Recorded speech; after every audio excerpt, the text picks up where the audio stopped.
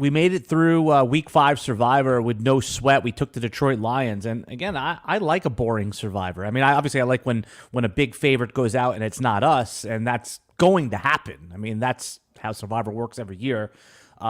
Just a quick update, Chris Liss, on our pool that we're in together. Small stakes entry, but there is close to $78,000 in it. 346 people were knocked out this week. There are 991 people still in it. There's a total of 3130 total entries that were in the pool. And then so far the teams that we have burnt are Washington, Dallas, San Fran, KC, and Detroit. What's the plan for week 6? I mean, at first glance, the Bills, because even though I hate going against the Giants, like the Giants are not the Giants. The Giants have no Andrew Thomas, maybe no Danny Dimes, maybe no Saquon Barkley. I mean, this is like a team that was probably going to be okay, played below their expectation, and now they've lost all their best players. Now, if all three of those guys play, could they beat the Bills, who have a hangover coming back from London? Maybe. But it's either them or Miami. I don't think there's any other choice. And I could go Miami. I'm fine with that. And I do think the Giants are so desperate. They're a little bit of a cornered animal at this point. But, man, it would be tough to take down the Bills on the road with the injuries they have. So I would like Bills or Dolphins. There's no third option. Yeah, just to review, and again, these pool stats come from Real Man Sports, where all of Chris Liss's content can be seen, and the percentage rostered for these teams, it starts to get like what you term as a little bit noisy right now. I'm just going to read it down. These are approximate if you're in a large field pool, most likely the Bills are a little bit over 32%, Dolphins 25%. The next choice is the Rams at almost 15%, Chiefs 14%. If the Chiefs were available tonight against Denver, if we had them, would you take them? No, I'd rather have one of the other two. I think, Denver, they have weapons. They are a division rival. The Chiefs have not been that good. The passing game, Kelsey's banged up. It's not that smooth. So Chiefs will probably win, but I could much more easily see a Denver upset than Giants winning in Buffalo or the Panthers winning in Miami. I want to talk about the Chiefs for a moment here. That's interesting. You talked about that they're a little banged up with Travis Kelce. I was talking with Jeff Erickson, and he said, I said, I think that the Chiefs are probably really in the market for a wide receiver. And he said, well, they let Tyreek Hill go out, leave the building. They got some picks. They've won the championship. Why would they be? Do you think that Kelce's little bit of a scare last week maybe woke them up a little bit, that the trade deadline is Halloween in the NFL, that they should be looking at a wide receiver? I mean, I don't know if it subjectively woke them up, but I think that it should. I mean, Kelsey's going to be 34 if he's not already, sometime in October. Okay. So, I didn't draft him this year because I was like, you don't get last year's numbers. You get 34-year-old tight end in the first round. Enjoy. And it's funny. I was right about everything. My team suck. I was wrong about a couple of things, but like, and they've got to be thinking the same thing too. And they should have paid Tyreek. I mean, the Tyreek thing isn't like, oh, good, they won a Super Bowl, they got lucky with that. They were right. Yeah, if you win a Super Bowl, that's great. But there's no doubt Tyreek Hill is a Hall of Famer in his prime right now, in his late prime, and that would really make them unstoppable and give them some Kelsey insurance. They don't have anybody. I mean, MVS sucks. I started Sky Moore over Kyle Pitts at the last minute for the dumbest reason possible. And I'm still kicking myself for that in the flex last week. And Sky Moore sucks. And like, who's good? Is Rashee Rice, Justin Watson? I mean, who's good? Justin Ross. I don't know which one of these guys is good. So Kadarius Toney doesn't seem to be like a high snap count type of guy. So I think they should try to get a receiver.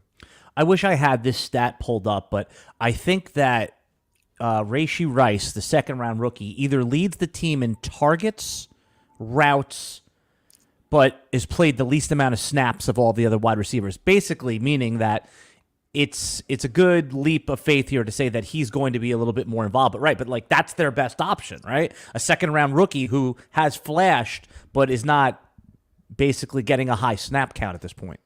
Yeah, I didn't know that he flashed. I don't want to talk about his off-the-field conduct, but very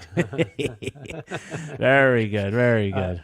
Yeah, I mean, if I were them, I would get somebody who's like legit. I would go, I'm trying to think who might be available. Hollywood Brown.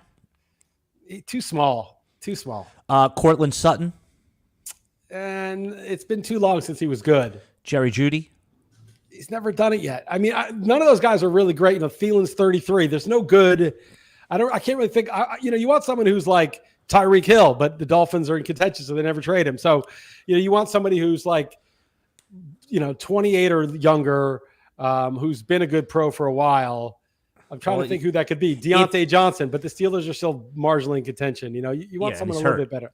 Well, he's coming back. That's true. How about it? I mean, the whole plan was that if the Tampa Bay Bucks were bad, Mike Evans was going to be that guy, even though he's 30.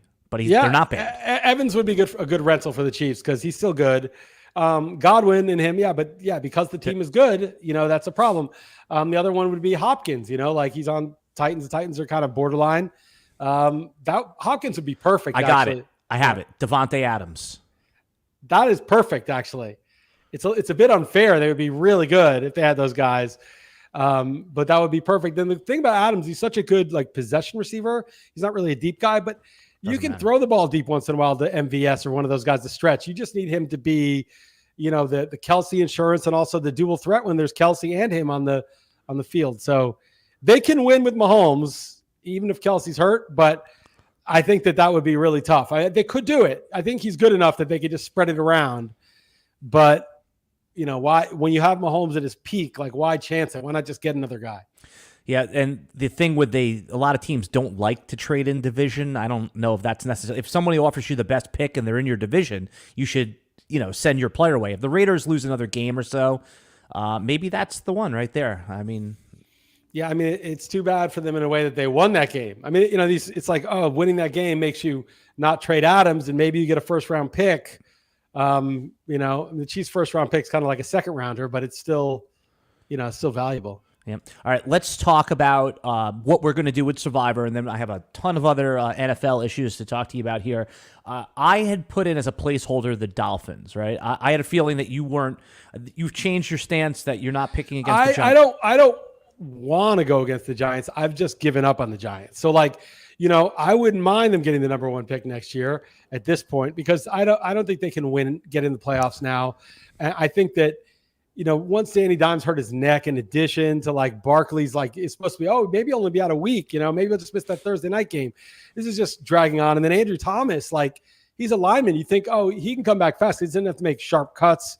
He's been out. So, Andrew Thomas was a top 3 left tackle on a bad offensive line. So you're talking about Dimes, Barkley, and Thomas. Those might be those are definitely their 3 best offensive players. And then, their defense is largely healthy, but it's still a young defense. So yeah, I'm almost I don't really care if they lose anymore, but you almost want them to lose. Right? After 1 or 2 more games, and unfortunately my teams have some Barkley, and I don't know. It's just been ugly, but yeah, I can't really see them beating the Bills. I could see them showing up and making it a better but I also hate every week I've got Barkley and it's a Sunday night or a Monday night game.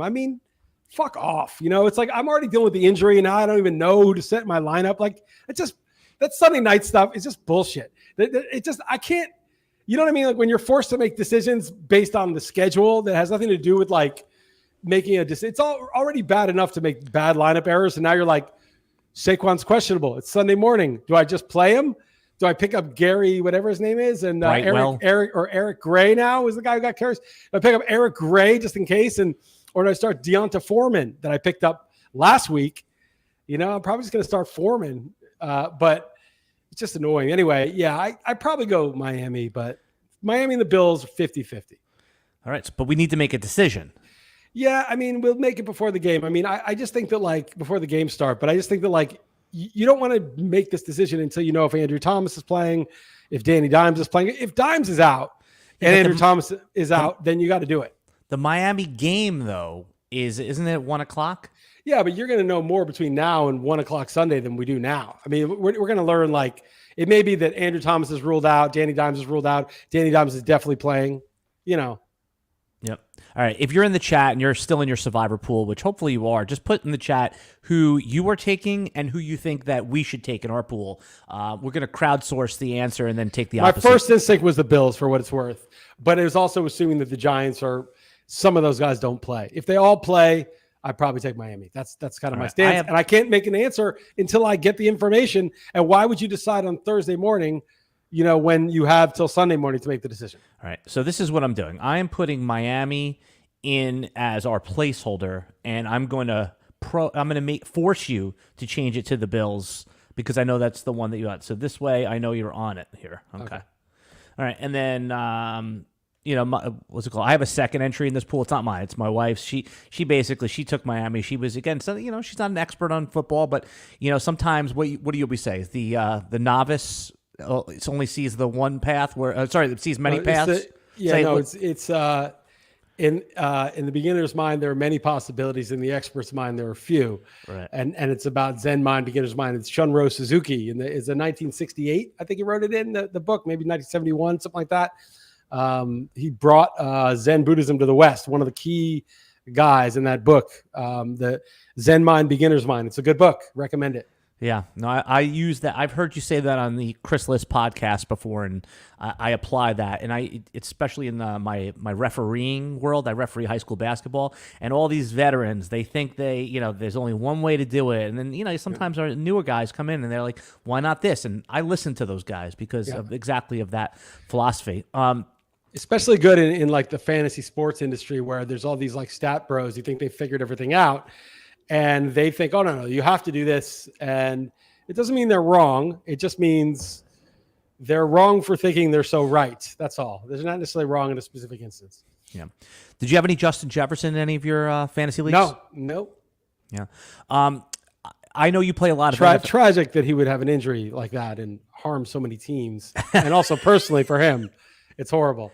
But it stings a lot less if it's not on your team. I'll tell you that much. Right. I do have two Devin O'Shane's. And now I'm so glad I took Zay Flowers in that keeper league, Alan. Okay, so I have a couple snapbacks on you here. So just to give everyone context, over the summer you were in a rookie dynasty draft. You crowdsourced the answer. Who should I take in your pick? Quentin Johnson, which is what the majority picked. You knew that was not. You were not going to do it. So you were choosing between Chan, whatever we're calling him now, and Zay Flowers. I was pretty adamant about Flowers. You were, for reasons that you listened, you took Flowers. Not you listened I don't to me, follow college football at all. The only thing that gave me pause is Stopa responded and said, I wouldn't take Shane. He at his size, he'd have to be a real outlier. And I was drafting a column about outliers, and now this guy's got 13 yards of carry in his 3 games that he's played. And I was drafting a column about outliers and how the real signal is not. People think, those extreme performances, those are outliers, those are noise. We got to regress to the mean, right?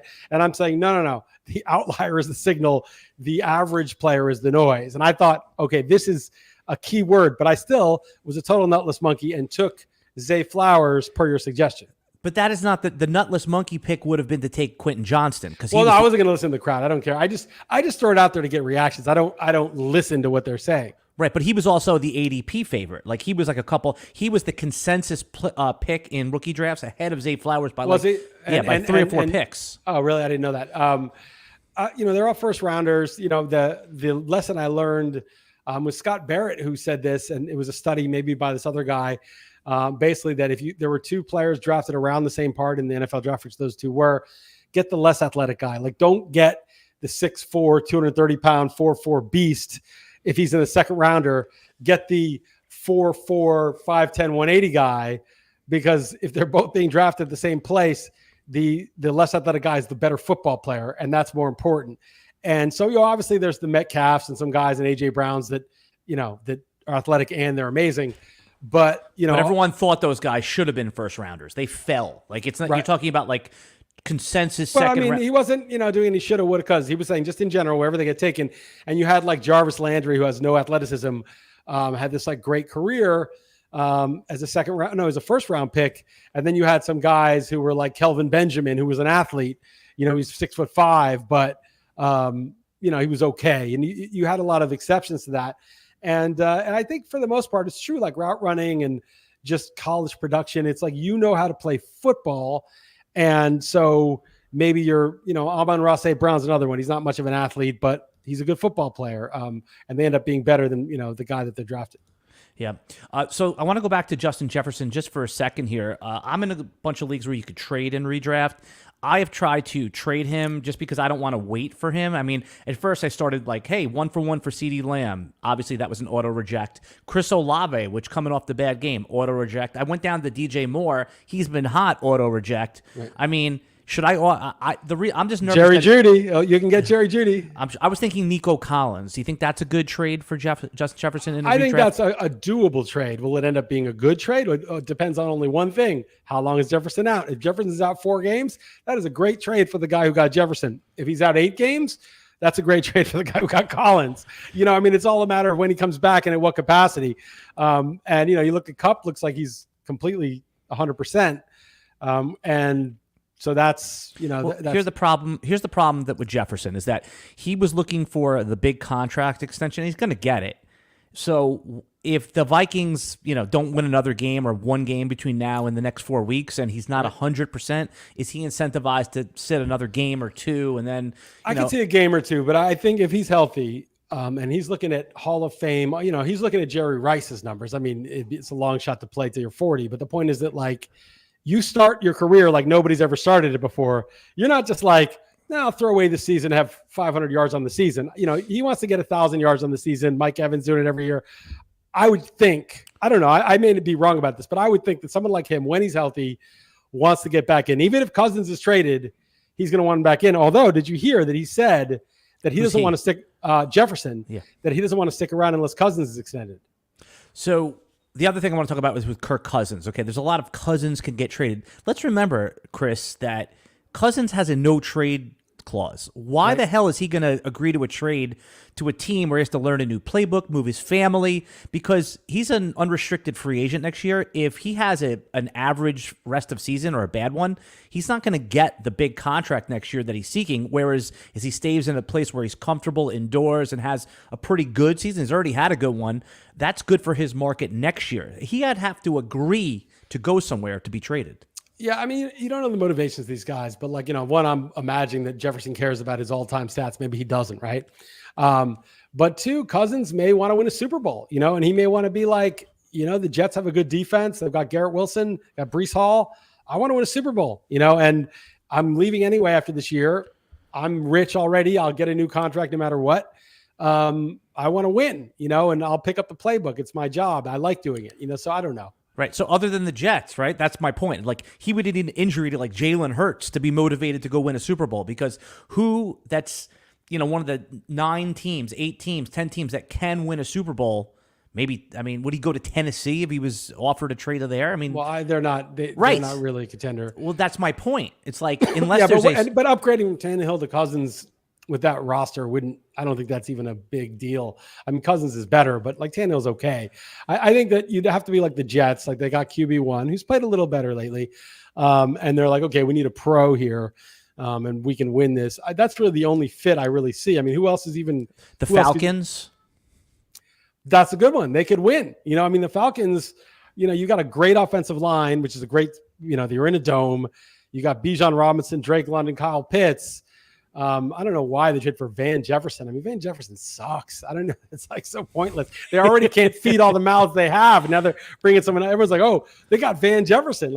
So what? I'd be like, bring back Mohamed Sanu. Why not? It's great. So in some of these deep dynasty leagues, I have Van Jefferson. I draft him in a rookie draft. You have such a deep roster. You can't really cut a guy like that. Like the next guy on the waiver wire is like he doesn't even play. I've got one like that. Yeah. But the minute he was traded to the Falcons, I clipped him. I thought that was a downgrade for his value. Right. To the point where I'd rather pick up like Brandon Powell, the guy who's going to be the next man up in Minnesota. Yeah, probably. It's weird that they traded for him. That was like one of the worst. It was like every time they throw him the ball, he just drops it. He's like wide open and he drops the ball. And now they've got Nakua and Kupp. And now that Tutu Atwell looks like he's like serviceable. There was no room for him. All right. So give me some trade ideas for those in because I'm not alone that I have Jefferson. We're not talking about dynasty here. Look, if you're in a dynasty league, this is a window to go get Jefferson. But in a redraft, what are some possible realistic trades? Jonathan Taylor. Probably not though, because people are still hoping for him. I'm 2-3 in a league. It's like win now or I'm in real trouble. And, I'm starting Josh Palmer instead of Justin Jefferson this week. That's not acceptable. I need to find somebody. Right. Well, I mean, so, but Palmer is a starter and he's on a good passing game. I mean, to upgrade from Palmer for someone you could definitely get for Jefferson, it's a very narrow window, right? You're talking about, I don't think they will trade you Hopkins after his good game last week. You're talking about someone of that level, right? I mean, is Judy an upgrade from Palmer? Do you know that? No, I mean, I think it's a downgrade. Okay. So, I mean, so what are we looking for that's in between the Palmer window and the Hopkins window? Like, is there someone, because I would say you'd have to get at least Hopkins to make it worth, because you're still, okay, let's just assume Jefferson's out 5 games, right? You're still getting the rest of the year, right? You still got to win when you get to the playoffs if you ever make it. You can't just think that those games are worthless. I know you got to win now. So Palmer to what? What amount of upgrade is worth foregoing what Jefferson's going to bring to the table when he comes back? It's got to be at least to Hopkins. It's got to be at least to that level, like a 3rd, 4th rounder. It can't be to a 5th or 6th rounder. Yeah. I was thinking like Jacoby Myers, but that's not, I mean, how much of an upgrade is that from Palmer, it's the same. right? It's the same. Yeah. All right. So I guess I'm going to hold. I tried doing David Montgomery, but I mean, people, people are so just don't want to trade. Like, I offered this trade. Okay. This is in the Dynasty League. I liked Darren Waller before last week. Everyone's like belly aching. Oh, Darren Waller's killing me. I was like, if Dimes is healthy and they don't get sacked 11 times, Waller's going to be fine. And you saw it last week. He was fine, but now Dimes got hurt, but whatever. And I offered Logan Thomas, who went off, but it was on the Thursday night game. So I offered before the Thursday night game. It was just a throw in. I offered Kadarius Toney and Terry McLaurin for Waller and 2 scrubs. Who are the scrubs? Just like literal scrubs? I think one of them might have been Rico Dowdle. Okay. And then another guy was like literally just like a guy you would drop, right? Like I forget who it was.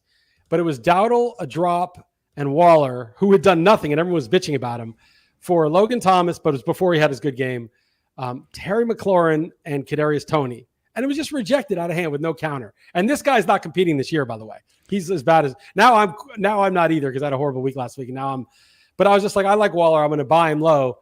And come on, like, if you're not competing, like, why wouldn't you just trade? I don't know. It just seemed like, Yeah, no, that's you're only in one Dynasty League. By the way, that's the best way to do it. I told you, like 40 plus. Yeah. You encounter this a lot where you make a trade based on, like, someone sometimes will put a player on the block in a Dynasty League. You make an offer, and then, which maybe it's a little low, maybe it's right on point. They don't even counter it. They just say no. Like, some guy put Patrick Mahomes and a super flex on there. I offered Anthony Richardson a 1st and a 2nd. Right. I mean, okay, that doesn't get it done. But, no counter? Come on, dude. Right. Don't put him on the block. It's in the ballpark before he got hurt. What was after he got hurt? Oh, okay. Well, that's probably why. But Dynasty, though. I know, but yeah, but you want some this year, I guess, unless he was totally tanking. I guess he was putting Mahomes on the. He's selling Patrick Mahomes. But like, think about it. It's like Waller. Everybody was like, "This guy sucks. This is a total wasted pick in the 5th round." Okay, like a totally terrible pick. So he's not worth the 5th round you paid for him. And I'm offering McLaurin, who was like a 5th rounder, but has actually been decent and like surplus. And it's like not even interested. And it's just like nobody wants to trade. They're always like, okay, here's the best case scenario for my guy and the worst case scenario for your guys. Let me compare those 2 things. Nope, right. Don't want to do it. Well, yeah, of course, the worst case scenario where my guys are terrible that I'm giving you and your guy is great. Yeah, that's a bad trade. But like, you can't look at it like that. You got to at least look at it like, okay, what's base case scenario? They're in a Dynasty League. And again, I don't want to get too off track here with Dynasty, but there's a very different between market value and actual value. Like Keenan Allen's actual value, amazing. In the offseason, right now you could probably trade him, so it's a bad example. But in the offseason, you're not going to be able to move that guy for a 2nd round pick because he's 31 years old. Right. In the well, offseason. They don't know if he's going to show up and be done, right? Like that's the fear is like, but you got to look at the market, right? If he's still going in the 2nd or 3rd round in the NFFC, that's a good reasonable estimate of what he's going to do this year, but one of the best strategies in like keeper and Dynasty, in my opinion, is to look at the gap in ADP between redraft and Dynasty, and those are the buys. And again, right. Mike Evans is a perennial, right. 3rd round player. He was cheap in this year. This year, but in the past 2 seasons, he was like, wide receiver 28, 25 in Dynasty and like wide receiver 12 in redraft. So you just outlined that. I was just giving you an example to verify what you said there. Yeah. All right. You talked about Devin Achane. You lost him in a couple leagues. Who do you think is, I mean, it's, there's no answer here, but who are the players that you're picking up? Mostert's obviously an auto start. I see people getting aggressive on Jeff Wilson. There's also Salvin Ahmed there, and then a rookie named Chris Brooks.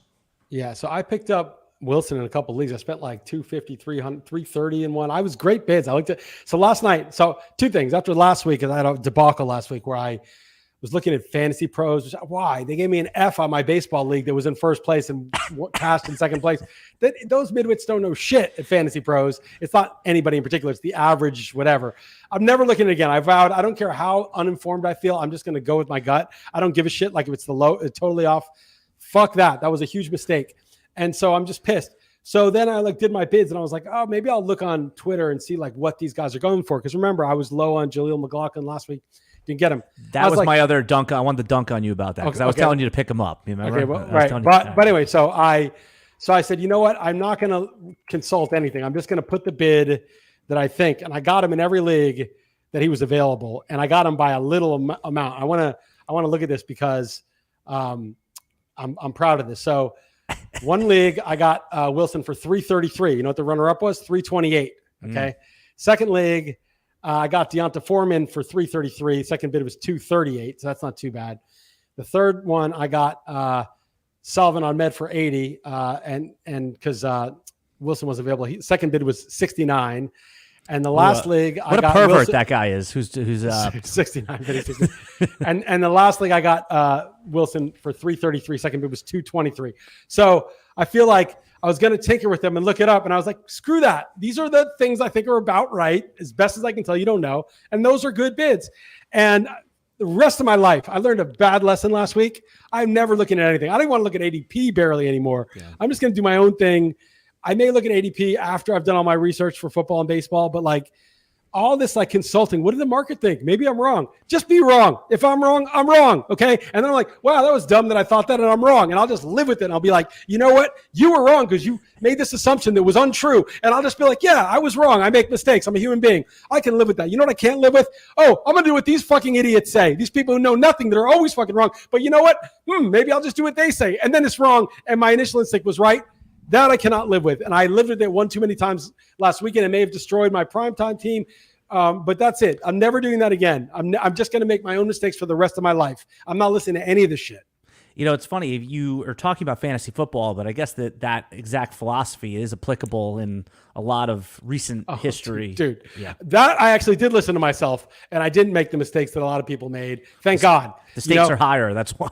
Stakes are higher. And sometimes I think if I'm slipping in football or baseball or I'm not doing as well, I'm like, well, I've had my mind on big, they lock people in their homes for 3 years. I mean, for, a year or months or whatever. They lock people in their homes for some duration, took away people's rights, big things were happening in the world. And I started being like, this is actually really important. This isn't just like, oh, they're just doing it for your best interest. This was like a line that was crossed. So my focus started going elsewhere. And I started trying to be like, I need to get this absolutely right. And so, maybe sometimes my fantasy focus was a little off, but even in that, don't ever make that mistake of outsourcing your decisions. In a court of law, okay, where we're sentencing people to, you could sentence someone to life in prison, the highest stakes venue that we have, sue people for billions of dollars, millions of dollars. It goes to the jury, right? The jury are just average people. They're not experts.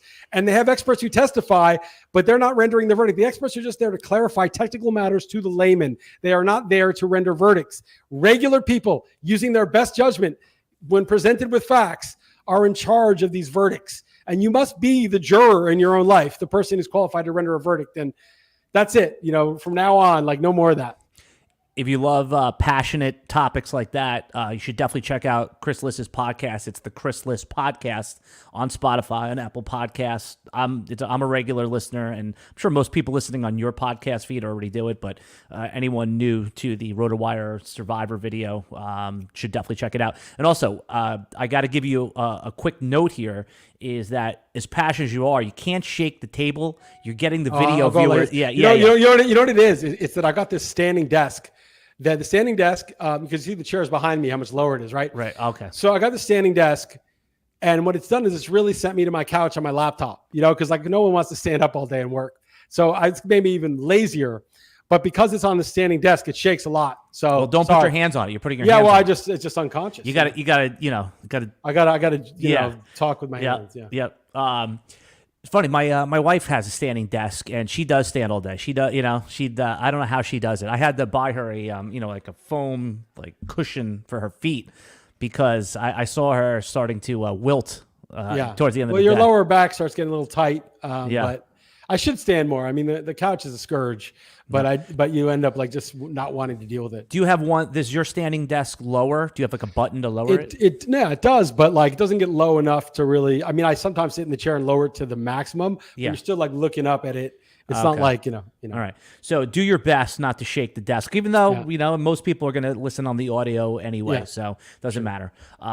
This is what I do all day at RotoWire. I tell people, move your camera back, do this, get that lighting. Hey, we need someone like that, Clean your room, Exactly. I'm starting to become the a-hole a little bit. Yeah. Exactly. By the way, just quickly, I don't want to deviate off football here, but it's a yes or no. Are you going to do any fantasy basketball leagues this Yes. year? Yes, okay. one. So what I want to tell people is that RotoWire, we just launched a new fantasy basketball YouTube page.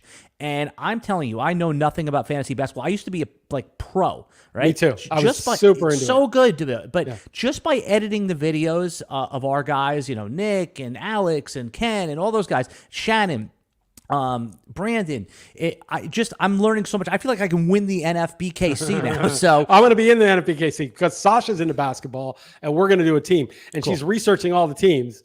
And I'm going to let her draft. I said, she's going through 30 teams, 7 players each. I wanted her to write down and tell me about them. Yeah. So 210 players. So she's doing it. I'm going to put a link in this video, or just go to the RotoWire YouTube page. I have it under other channels, the RotoWire. It's 100% fantasy basketball. We just launched it last week. I mean, the thing is blowing up already. I mean, there is such a thirst for fantasy basketball, especially around this time when some of your fantasy football teams have just crap the bed. You're like, all right, let me start fresh again. And so anyway, that's a quick plug right there. Back to fantasy football right now. Okay, A-Chain. So what do you think is going to happen with the Miami backfield? Again, you can never tell, but what's the most likely thing while he's out for the next month? Well, I picked up Wilson, who's pretty good whenever he plays. He always gets hurt again, but we picked him up. Mostert's not affected. People are like, oh, Mostert's going to be great because A-Chain's out. No, Mostert's going to get his 12 touches a game, regardless whether A-Chain's there or not.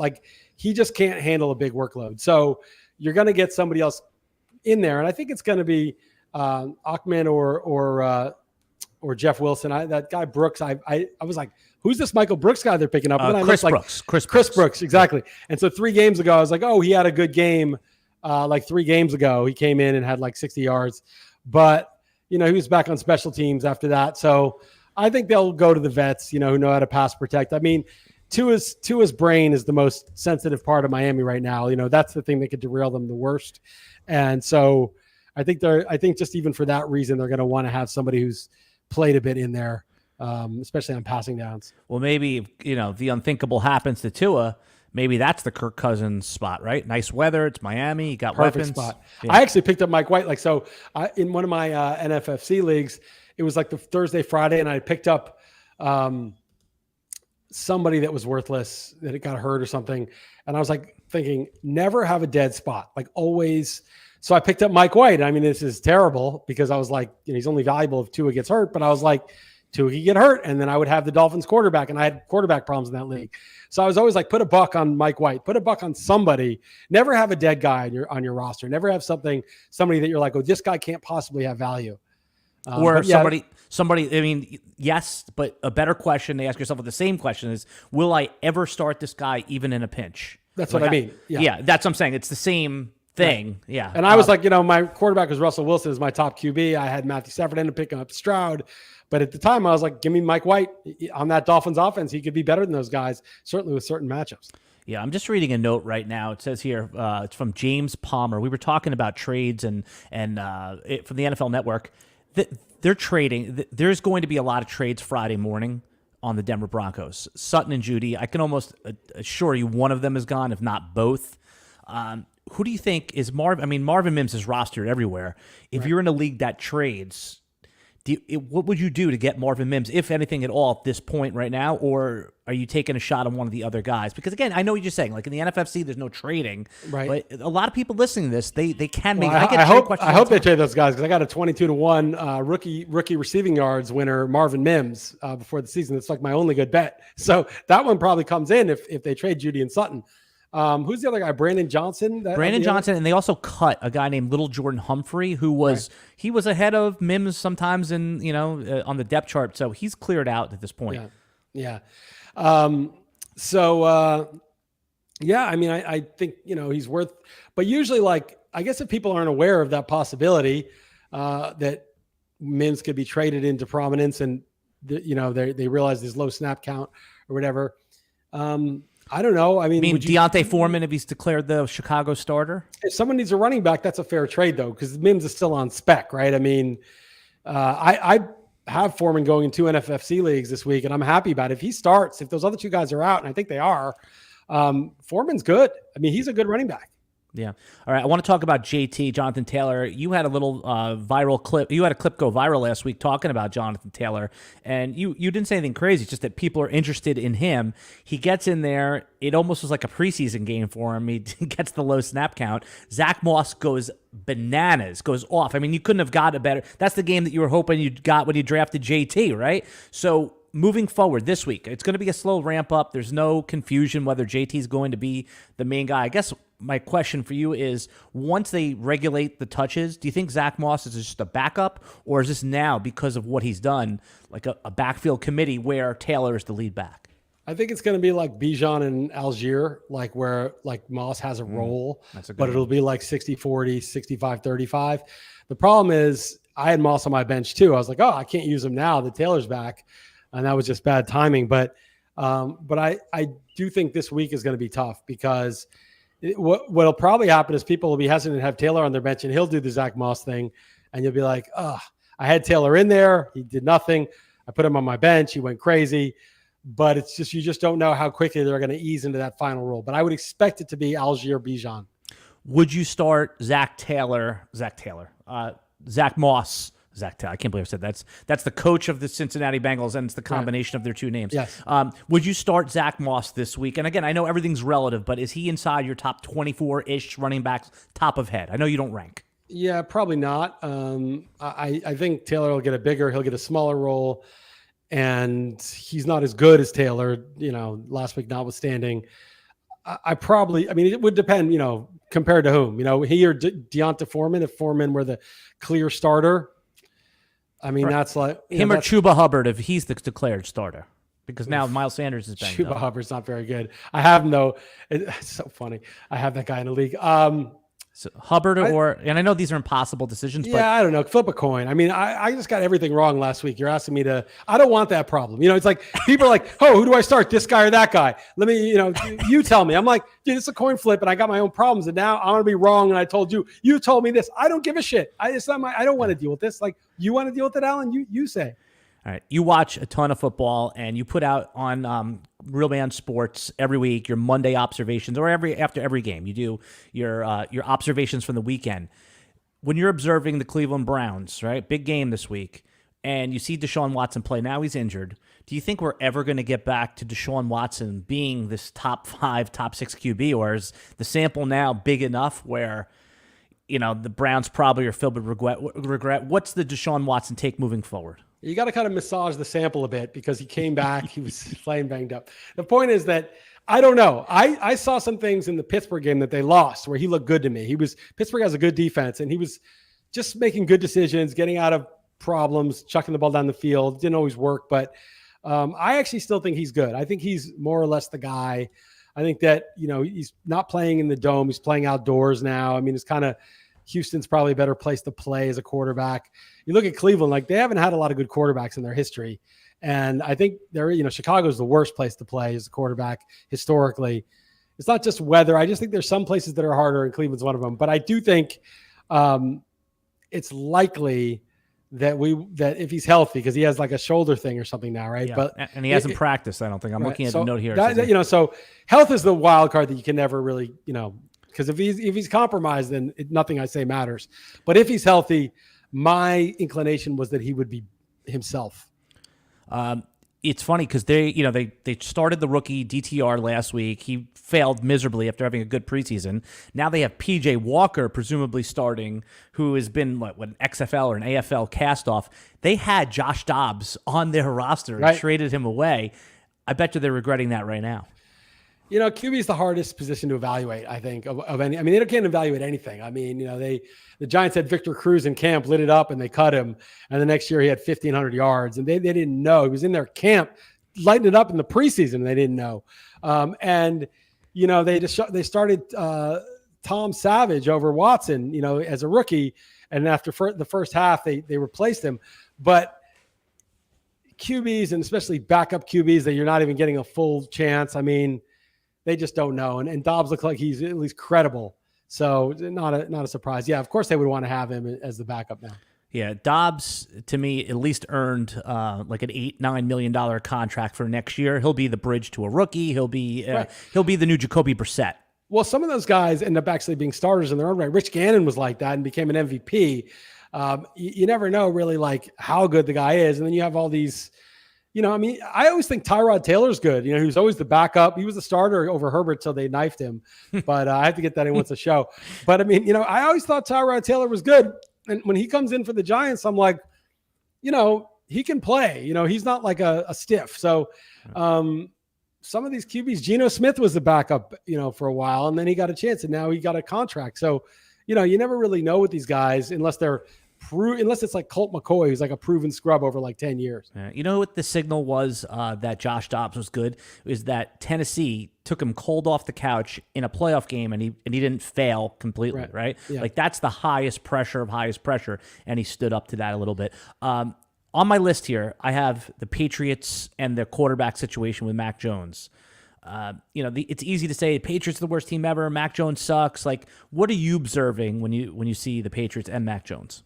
I think Mac Jones is like he's like Colt McCoy, kind of like he's just like a guy without like any special talents. Like his arm is okay. He's not especially mobile. He's not like super stiff yet because he's young, but like he's just like, what is he bringing to the table that's plus? Like, what is he doing? It's like you look at these guys; they have no athleticism. Like even when Danny Dimes plays bad, you're like, oh, this guy is fast. Like he can take off and move, right? Like. What does Colt McCoy bring to the table at all? And then you look at the weapons that he has. Tyquan Thornton's out for the year. Who's fast?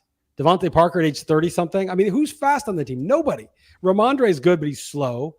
You have Zeke, age 38, whatever he is.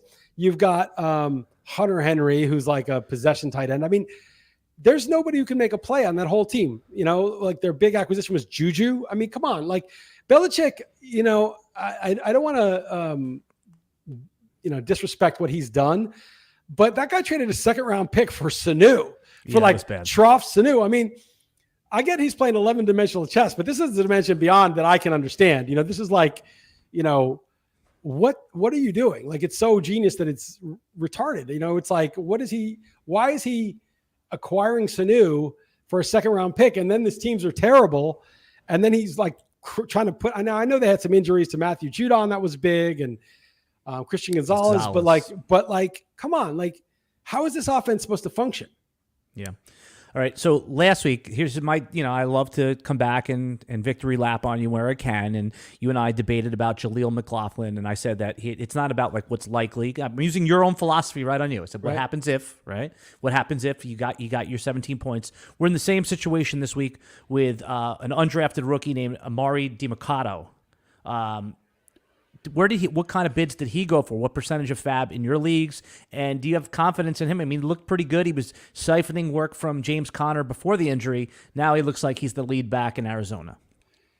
Yeah. What about Keontae Ingram though? What happened to him? Well, when James Conner went out, it was DiMercato that was the lead back. Got more work. And he's been there for a couple. I mean, Ingram was like a 6th round, 7th round pick. It's not like he was like some 2nd or 3rd round running back that they have to force in. He's just another guy that just because he was there 2 years doesn't mean that he's better, right? So Ingram went for 222 in one of my leagues. I don't like that. I don't see DiMercato at all, and there's no way he was owned. It's possible because I picked him up in my leagues the week before when he started pulling passing down work. Oh, okay. So Ingram went for 238 and another. Wow, he really went for a lot. And Ingram, nobody had either of those guys in that other league. So I don't know. I didn't really look into him that much. He wasn't really on my radar.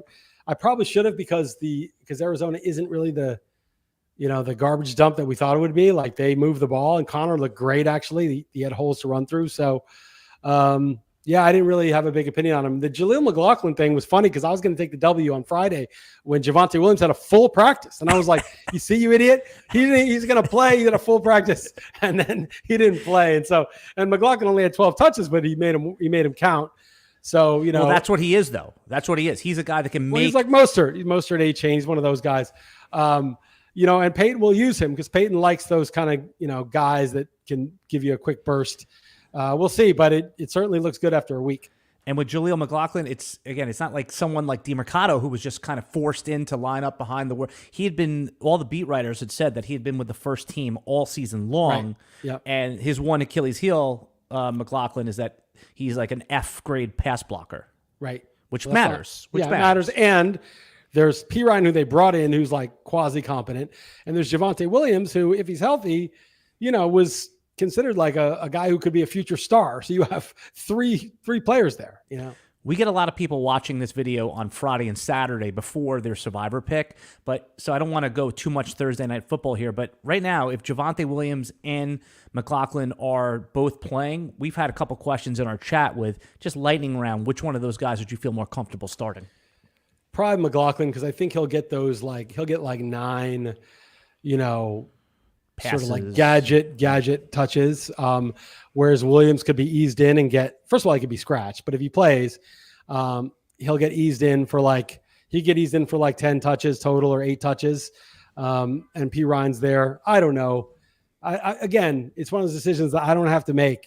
It's like, this is the thing. Like, if you work for RotoWire, you got to answer all the questions. Because RotoWire is a comprehensive site. It answers everything, right, that anyone might want to know. But like me, I don't care. I'm like, I don't know. You don't know. It's a guess. Don't put it on me. Don't give me that karma that I have to answer that. It's your cross to bear. But I do think anyone who has a 50-50 call, the only thing an expert can help you with, and I really want you to understand this, is to tell you that it's not a 50-50 call. To say, this is like an 80-20. You just didn't realize that it's an 80-20. This guy's not going to barely play. Okay. But barring that, once it's in the 40 to 60 range, don't listen to anybody. Because, how the hell, once it's between 40 and 60, no one knows. And then you're basically just offloading responsibility to somebody else, but you're also setting yourself up for failing with somebody else's bad advice rather than making your own mistakes.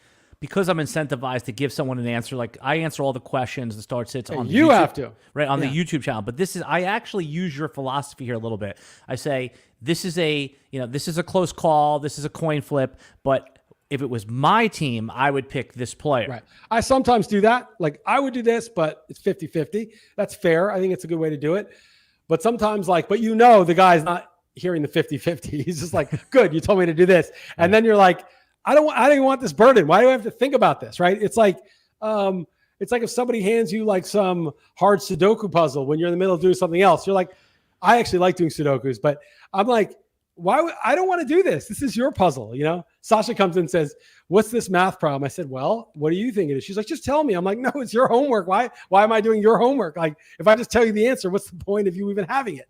And she gets pissed, but then I walk out, So you get start-sit questions from your own daughter with her homework, basically. Basically, and I'm like, why are you and the thing is, I know the answer because it's math, right? So I know the answer, but it's if I just tell you the answer, then I'm like, well, think about it. And she knows. She's lazy, Yep.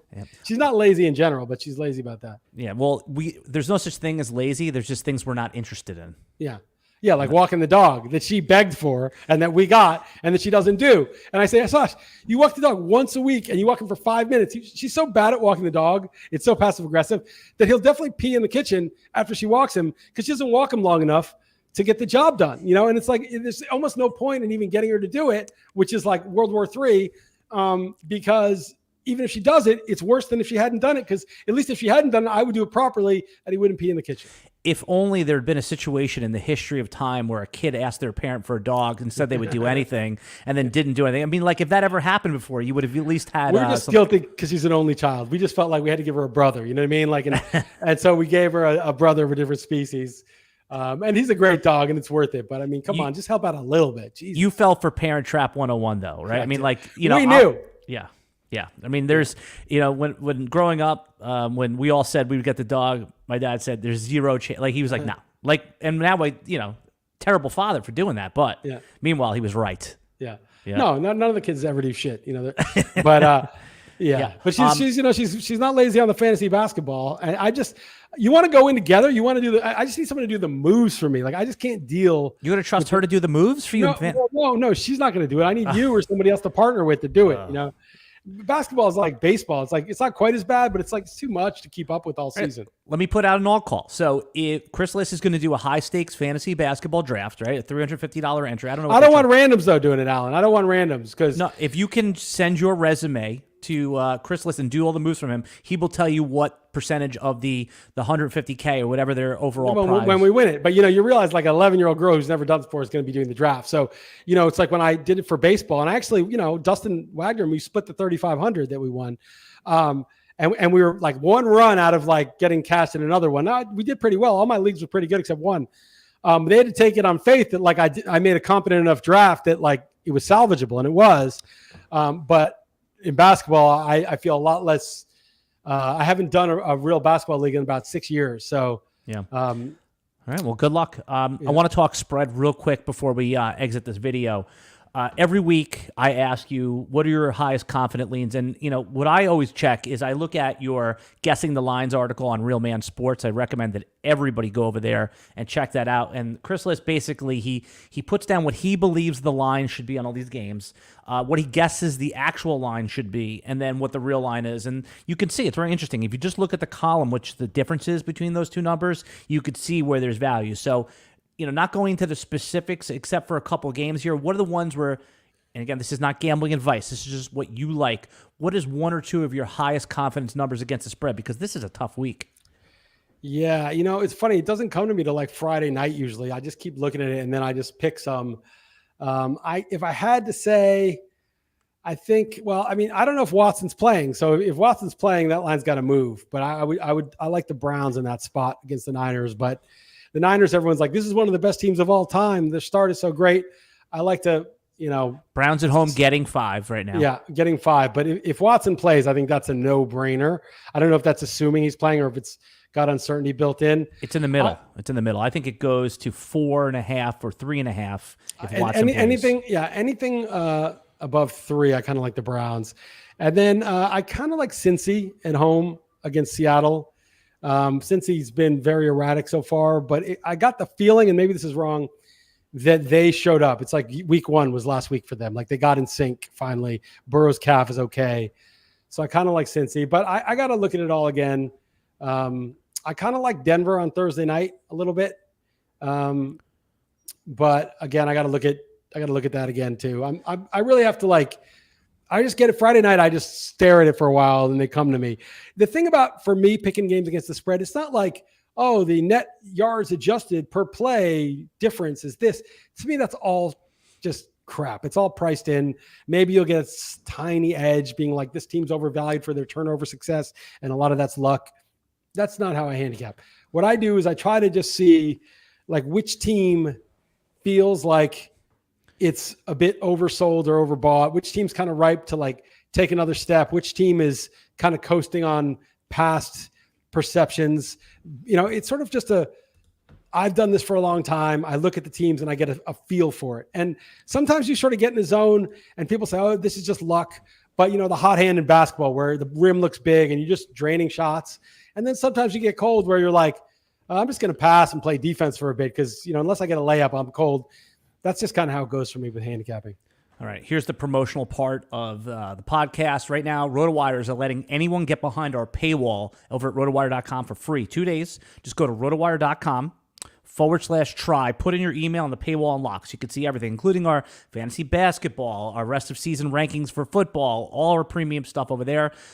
Chris Liss, tell everyone how they can get see all your sports content and all of your social issues content that you do about politics and all that. Yeah, it's realmansports.com. That's it. And then across the top, there's a menu, and you can click on all the non-sports stuff or sports stuff or this podcast. This will be released in podcast form. Again, it's realmansports.com. Yep. I've been getting good feedback. People are really enjoying you. There's a lot of new people discovering you. And I think this is crazy because you're one of the founding members of one of the original partners of RotoWire. Not original, but secondary.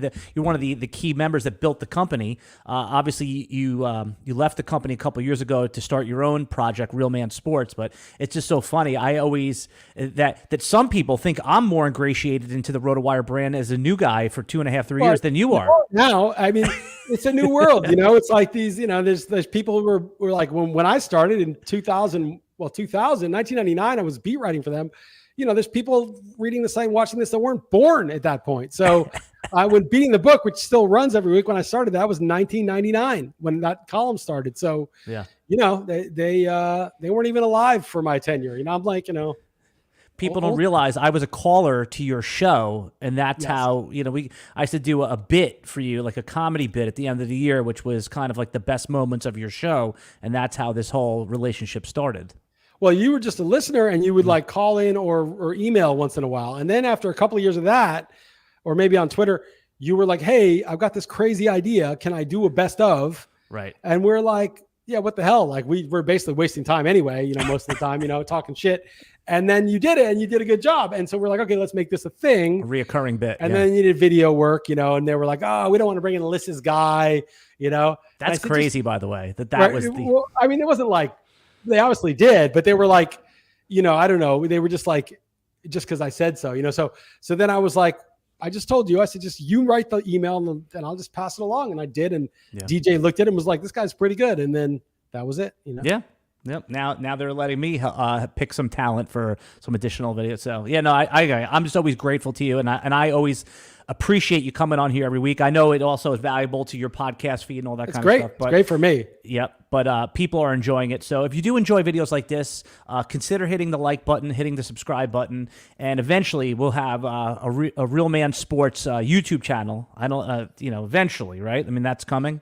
Maybe a Rumble channel. Okay, fair enough. But we'll see. Fair enough. All right, everybody. We'll see you next week. Good luck in your Survivor. Put it in the comment who you're picking. Right now, we already agreed upon that we are having Miami as a Dolphins for now. Placeholder, but we may change last minute to the Bills. We'll see everybody. If key Giants aren't playing.